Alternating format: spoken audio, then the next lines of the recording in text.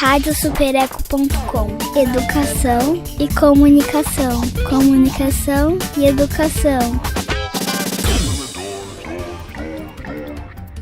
Olá, ouvintes da radiosupereco.com e do nosso canal Super Eco de YouTube.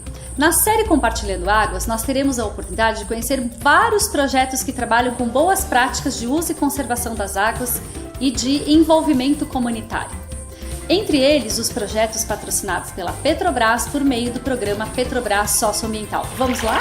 Compartilhando Águas. É com grande alegria que eu conversei com Antenor Aguiar, do projeto O Pará Águas do Rio São Francisco. Mas não é o nosso Chiquinho lá da bacia do Rio São Francisco, é um Chicão. A gente conversou muito sobre isso, né, Antenor? Vamos conhecer melhor a experiência do São Francisco e vocês vão ver quantas coisas interessantes irão aprender, inclusive uma super aula de História e Geografia.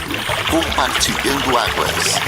No edital 2012 da Petrobras Socioambiental, a gente apresentou a primeira etapa do projeto. A gente conseguiu plantar 80 mil mudas de espécies nativas. Trabalhamos uma série de atividades de educação ambiental, entre feiras, mobilizações, dia de campo.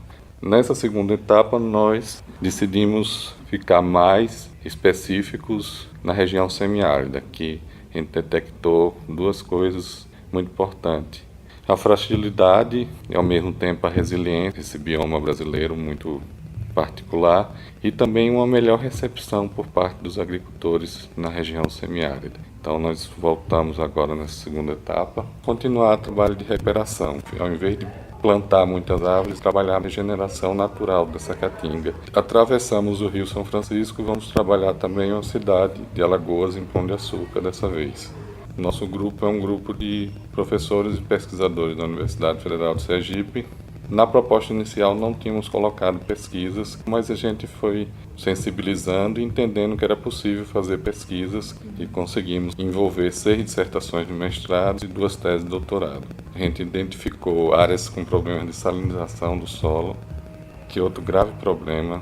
A gente tem uma região já com poucas chuvas e as áreas irrigadas, que é um grande incentivo para a agricultura, estão, por manejo inadequado de água e solo, estão começando a salinizar. O rio era famoso desde a época das grandes navegações, no século XVI e XVII, desde que os portugueses e os espanhóis aqui chegaram, e logo depois os holandeses, como uma fonte de água potável.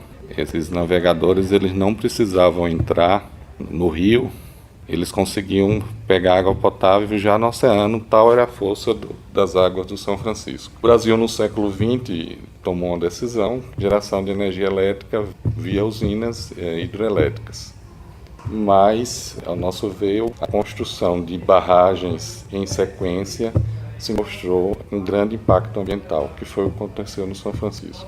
Foram construídas 9 grandes barragens, essa última fica entre Sergipe e Alagoas, Xingó. E desde que essa última barragem foi construída, começou a força do mar a ficar maior que o rio. E aí começaram os monitoramentos, a água do mar já está entrando a 11 quilômetros do rio, causando problemas de abastecimento em 2 cidades, Piaçabuçu, em Alagoas, e Brejo Grande, em Sergipe. Durante a invasão holandesa no nordeste do Brasil, onde está a cidade de Penedo, em Alagoas, era o Forte Maurício de Nassau. Era o posto avançado dos holandeses, ou seja, eles tomaram desde o Rio Grande do Norte, onde a gente conhece, até Alagoas, dos portugueses. E o posto avançado para a luta com os portugueses era justamente Penedo. Às vezes os portugueses tomavam, às vezes os holandeses tomavam. Uma das vezes que os portugueses tomaram de volta o Forte Maurício de Nassau, os holandeses mandaram mensageiros pedindo ajuda. E aí se relata, esse é um relato de um padre daquela época, e os holandeses mandaram caravelas com soldados, mas não conseguiram entrar, tal a força do rio. O padre fala que naqueles dias o rio estava jogando a 4 léguas, no século XVII era 6 quilômetros, ou seja, o rio estava jogando 24 quilômetros de água, segundo o padre. Vamos imaginar que o padre estivesse exagerando, ele estaria jogando 12 quilômetros. E agora o oceano está jogando 11 quilômetros. O que vocês gostariam de deixar para os nossos ouvintes como uma mensagem em relação à água? A minha percepção pessoal é de que a água tem sido tratado como um negócio. Não tenho nada radical contra isso, mas me preocupa um pouco, porque eu entendo que a água é um direito essencial do ser humano. Na Arena Petrobras, reuni experiências muito interessantes, o que nos conforta o coração, porque tem muitas pessoas preocupadas com água. E além da Arena Petrobras, eu consegui ver outras atividades interessantes. Entre eles, eu gostaria de destacar o relatório da Unesco, que fala que as soluções naturais são as mais interessantes. E é exatamente o que a gente faz no nosso programa Águas do São Francisco, no seu Tecendo Águas. Compartilhando Águas.